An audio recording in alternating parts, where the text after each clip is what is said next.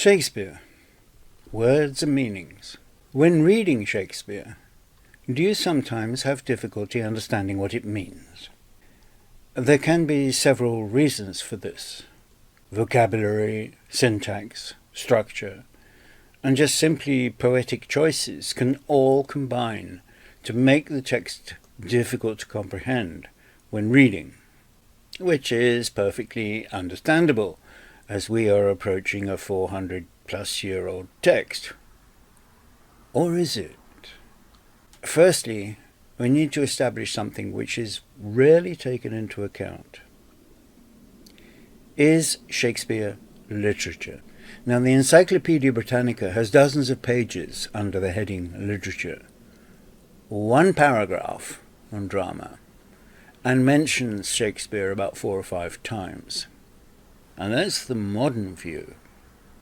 In the 16th and 17th centuries, play scripts would never be dignified with the title literature, in particularly those wrought for the professional stage. When we approach a work of literature, it is with the intention of reading it, because that is the medium for which it was intended. So from Wuthering Heights to 50 Shades of Grey, the consumption of literature is through reading. Now, my answer to the question, is Shakespeare literature, is emphatically no, given those terms, which is where the problems commence. By trying to subject Shakespeare's plays to the rigors of literature and to consume them in the same way as one would a novel, for example, is not appropriate, as they were never written to be read. The way one reads a book, which was written to be read, and the way one reads a play cannot be the same. This is not only true for the person sitting at home by the fireside, but also for the player performing the play scripts that have come down to us over the centuries.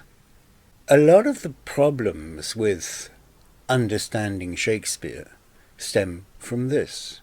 In extremis, one sees so many productions of Shakespeare that are literature on stage. And given that Shakespeare is not literature in the first place, the problems are compounded. Hamlet, Macbeth, Romeo and Juliet, and all the other plays were not written to be read, and therefore should never be approached as one would approach a Charles Dickens novel, for example. And this is a principal source of the "I don't understand what it means" syndrome. The words were written to be spoken out loud, but not read out loud as one would read a novel. For the most part, the speeches are written in a verse form known as iambic pentameter. Not applying the iambic pentameter would be much like taking the libretto of a La Traviata and simply reading the words without the music, because so much of the meaning that one is searching for is contained in the way the verse is structured. Now take this example. Since what I am to say must be that which contradicts my accusation, and the testimony on my part no other but what comes from myself, it shall scarce boot me to say not guilty.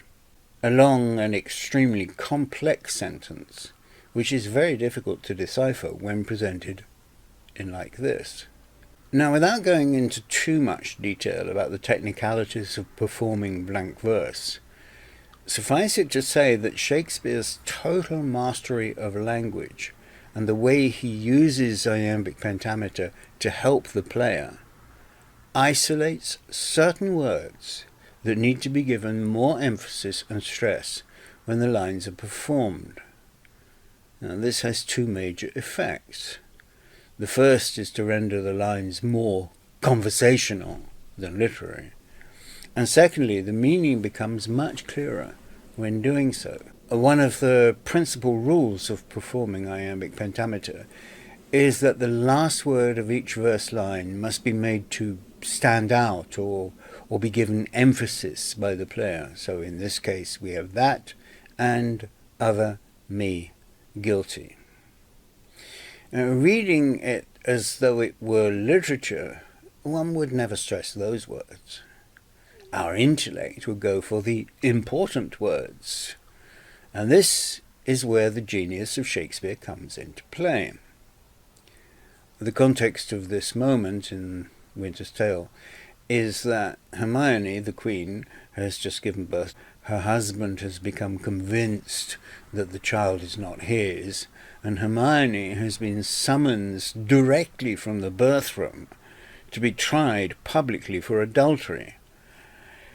She is not in the best of places, emotionally, physically, or mentally. Now, listen to what happens if I say those lines performing the iambic pentameter rules. Since what I am to say must be but that which contradicts my accusation, and the testimony on my part no other but what comes from myself, it shall scarce boot me to say not guilty. Now, this, what was extremely difficult to understand when read as a piece of literature, becomes much clearer when one hears it spoken. And it's also very, very human. So much of the difficult to understand phenomenon comes not from the text itself, but the way the text is approached and, indeed, performed. A syntax here in this sentence is very difficult to understand. It seems like a string of words which are meaningless. However, in the verse, thieves for their robbery have authority when judges steal themselves. And the word authority is at the end of the verse line, and therefore should be stressed with maybe even a little pause after to make it clear.